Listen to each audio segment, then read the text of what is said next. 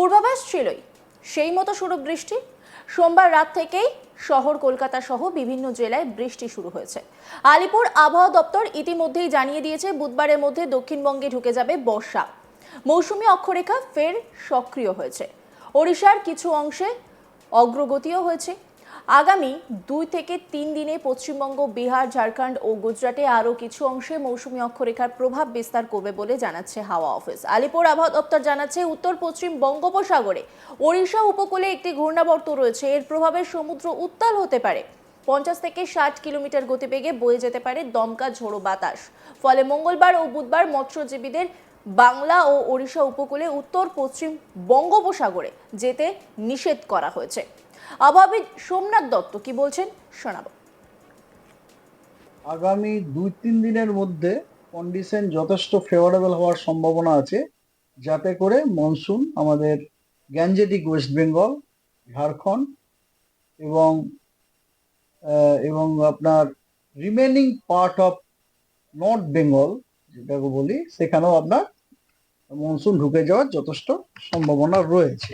অর্থাৎ আগামী just minute হচ্ছে 2-3 দিন, ইট ইজ ইনক্লুডিং 2 ডেজ, ঠিক আছে, ইনক্লুডিং আজকেরটা নিয়ে, ঠিক আছে।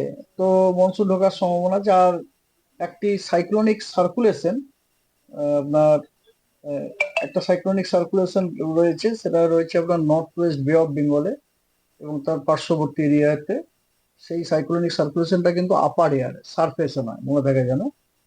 মানে এটা হচ্ছে আপনার সমুদ্রপৃষ্ঠ থেকে 1.5 কিলোমিটার থেকে সমুদ্রপৃষ্ঠ থেকে 5.8 কিলোমিটার, এই যে লেয়ারটা অ্যাটমসফিয়ারে, এই লেয়ারে আপনার একটা আপার এয়ারে সাইক্লোনিক সার্কুলেশন আছে। কিন্তু এই সাইক্লোনিক সার্কুলেশনটা যতক্ষণ না স্ট্রেচড ডাউন হয়ে সারফেসে আসছে, ততক্ষণ পর্যন্ত এই সাইক্লোনিক সার্কুলেশন থেকে আমরা কোনো বেনিফিট পাবো না ইন টার্মস অফ।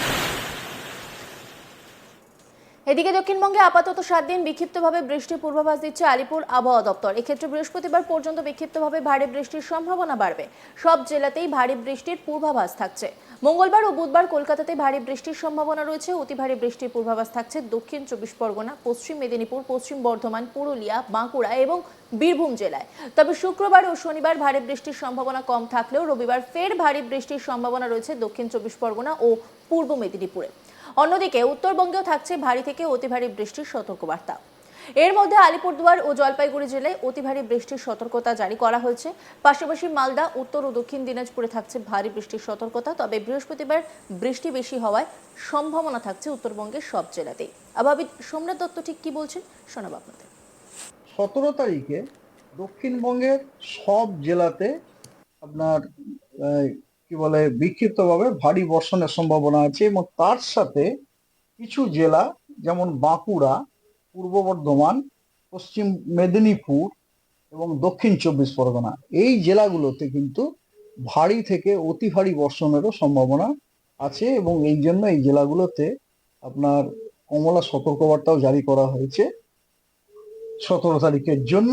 এবং এটা বাদ দিলে দক্ষিণবঙ্গের সব জেলাতে কিন্তু বিক্ষিপ্তভাবে থান্ডারস্টর্ম, লাইটনিং, ঝোড়ো হাওয়া 30 থেকে 40 কিলোমিটার প্রতি ঘন্টায় থাকার সম্ভাবনা রয়েছে, এবং সব জেলাতেই বিক্ষিপ্তভাবে ভারী বর্ষণেরও সম্ভাবনা আছে। আর উত্তরবঙ্গের জলপাইগুড়ি, আলিপুরদুয়ার, এই 2 জেলাতে বিক্ষিপ্তভাবে ভারী বর্ষণের সম্ভাবনা রয়েছে, এবং উত্তরবঙ্গের জলপাইগুড়ি, উত্তর দিনাজপুর, দক্ষিণ দিনাজপুর এবং মালদা, এই 3টি জেলাতে বিক্ষিপ্তভাবে বজ্রবিদ্যুৎ হওয়ার সম্ভাবনা আছে।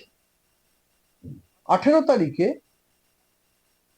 18 তারিখেও আপনার দক্ষিণবঙ্গের সব জেলাতে বিক্ষিপ্তভাবে ভারী বর্ষণ, বিক্ষিপ্তভাবে থান্ডারস্টর্ম, লাইটনিং এবং ঝোড়ো হাওয়া 30 থেকে 40 কিলোমিটার প্রতি ঘন্টায় থাকার সম্ভাবনা রয়েছে।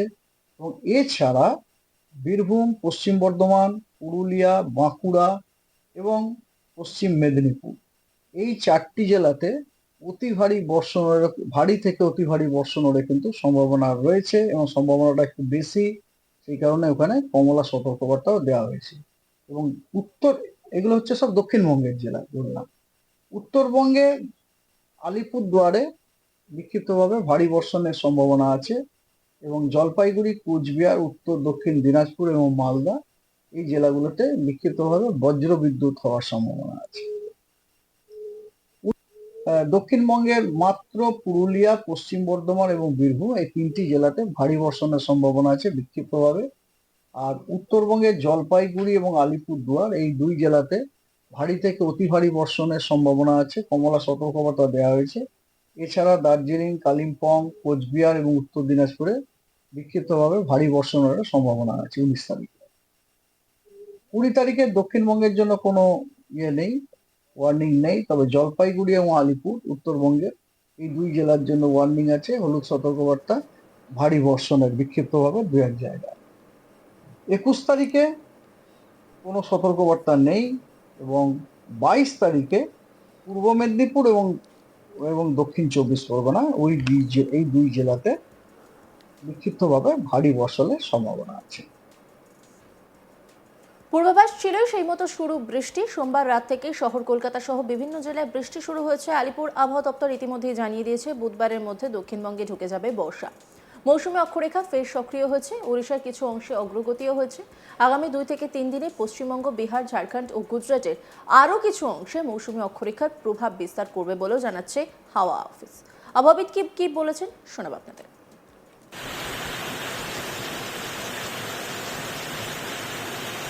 আগামী 2-3 দিনের মধ্যে কন্ডিশন যথেষ্ট ফেভারেবল হওয়ার সম্ভাবনা আছে, যাতে করে মনসুন আমাদের গ্যাঞ্জেটিক ওয়েস্ট বেঙ্গল, ঝাড়খণ্ড এবং এবং আপনার remaining part of north Bengal যেটাকে বলি, সেখানেও আপনার মনসুন ঢুকে যাওয়ার যথেষ্ট সম্ভাবনা রয়েছে। অর্থাৎ আগামী জাস্ট মিনিট হচ্ছে 2-3 দিন, ইট ইজ ইনক্লুডিং 2 ডেজ, ঠিক আছে, ইনক্লুডিং আজকেরটা নিয়ে, ঠিক আছে। তো মনসুন ঢোকার সম্ভাবনা আছে। আর একটি সাইক্লোনিক সার্কুলেশন আপনার একটা সাইক্লোনিক সার্কুলেশন রয়েছে, সেটা রয়েছে আপনার নর্থ ওয়েস্ট বে অফ বেঙ্গলে এবং তার পার্শ্ববর্তী এরিয়াতে। সেই সাইক্লোনিক সার্কুলেশনটা কিন্তু আপার এয়ারে, সারফেসে নয়, মনে থাকে যেন। 17 তারিখে দক্ষিণবঙ্গের সব জেলাতে আপনার কি বলে বিক্ষিপ্তভাবে ভারী বর্ষণের সম্ভাবনা আছে এবং তার সাথে কিছু জেলা যেমন বাঁকুড়া, পূর্ব বর্ধমান, পশ্চিম মেদিনীপুর এবং দক্ষিণ 24 পরগনা এই জেলাগুলোতে কিন্তু ভারী থেকে অতি ভারী বর্ষণেরও সম্ভাবনা আছে এবং এই জন্য এই জেলাগুলোতে আপনার কমলা সতর্কবার্তাও জারি করা হয়েছে 17 তারিখের জন্য। এবং এটা বাদ দিলে দক্ষিণবঙ্গের সব জেলাতে কিন্তু বিক্ষিপ্তভাবে থান্ডারস্টর্ম, লাইটনিং, ঝোড়ো হাওয়া 30 থেকে 40 কিলোমিটার প্রতি ঘন্টায় থাকার সম্ভাবনা রয়েছে। অন্যান্য খবরের আপডেটের জন্য অবশ্যই নজর রাখুন আজ তাক বাংলার ইউটিউব স্ট্রিমিংয়ে। লাইক, কমেন্ট, শেয়ার এবং সাবস্ক্রাইব করতে ভুলবেন না।